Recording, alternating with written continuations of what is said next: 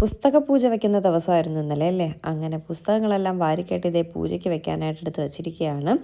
പിന്നെ വേദയ്ക്ക് ഇന്ന് അമ്പലത്തിൽ ഒരു സിംഗിൾ പെർഫോമൻസ് ഭരതനാട്യം വേദ ചെയ്യുന്നുണ്ട് കേട്ടോ. വേദയുടെ ഈ ഒരു ഏജിൽ അമ്പലത്തിൽ വേദയ്ക്ക് ഇങ്ങനെ ചെയ്യാൻ പറ്റിയത് തന്നെ ഏറ്റവും വലിയൊരു മഹാഭാഗ്യമായിട്ട് കണക്കാക്കുക കേട്ടോ. ശരിക്കും പറഞ്ഞാൽ വേദയ്ക്ക് ആദ്യമൊന്നും ഡാൻസിന് പോകുന്നത് ഒട്ടുമേ ഇഷ്ടമുണ്ടായിരുന്നില്ല. അപ്പോൾ എല്ലാവരും എന്നെ വഴക്ക് പറയുമായിരുന്നു, എന്തിനാണ് ആ കൊച്ചിന് ഇഷ്ടമല്ല എങ്കിൽ ഇങ്ങനെ വെറുതെ ഈ മഴയത്തും വെയിലത്തും ഒക്കെ കൊണ്ടുപോകുന്നത്. ഉച്ചയ്ക്ക് 2:30 കേട്ടോ ഡാൻസ് ക്ലാസ്. ആ സമയത്തൊക്കെ എന്തിനാണ് ആ കുട്ടിയെ കൊണ്ട് പോകുന്നതെന്ന് പറഞ്ഞ് എല്ലാവരും എന്നെ വഴക്ക് പറയുമായിരുന്നു.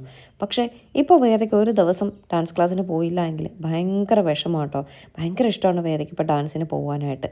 ഞാൻ ഈ മഴയത്തും വെയിലത്തും വേദയെ കൊണ്ടുപോയതിൻ്റെ റിസൾട്ടാണ് ഇന്ന് എനിക്ക് ഈ ഒരു അമ്പലത്തിൽ, നമ്മുടെ വീടിനടുത്തുള്ള കുണ്ടമൻകടവ് ശ്രീ ഭദ്രകാളി ക്ഷേത്രത്തിൽ വേദയ്ക്ക് സിംഗിളായിട്ടൊരു ഡാൻസ് പെർഫോം ചെയ്യാനുള്ള ഒരു അവസരം കിട്ടിയത് കേട്ടോ. ഇന്ന് ഞാൻ മനസ്സിലാക്കിയ ഒരു കാര്യം, നമ്മുടെ കുട്ടികൾക്ക് ഈ ഒരു കാര്യങ്ങളൊന്നും ഇഷ്ടമില്ലെങ്കിലും നമ്മൾ ഒരുപാട് അതിന് വേണ്ടിയിട്ട് ട്രൈ ചെയ്യുക, അവരെ കൊണ്ടുപോവുക, അതിലേക്കൊരു ഇഷ്ടം വരുത്തിക്കുക.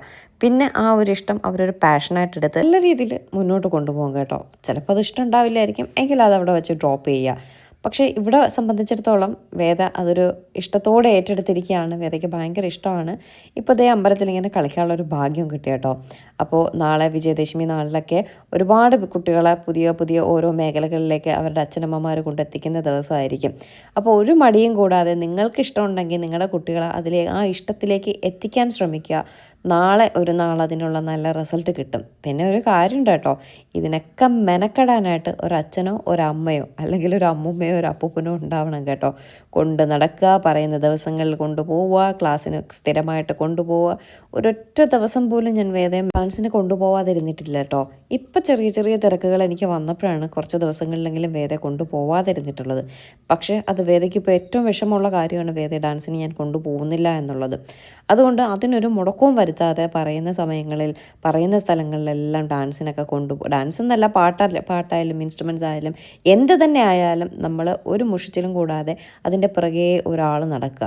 നല്ല രീതിയിൽ നമുക്കതിനൊരു റിസൾട്ട് കിട്ടും. നിങ്ങളുടെ കുട്ടികളൊക്കെ ഉറപ്പായിട്ടും നല്ലൊരു നിലയിൽ തന്നെ എത്തുകയും ചെയ്യും കേട്ടോ.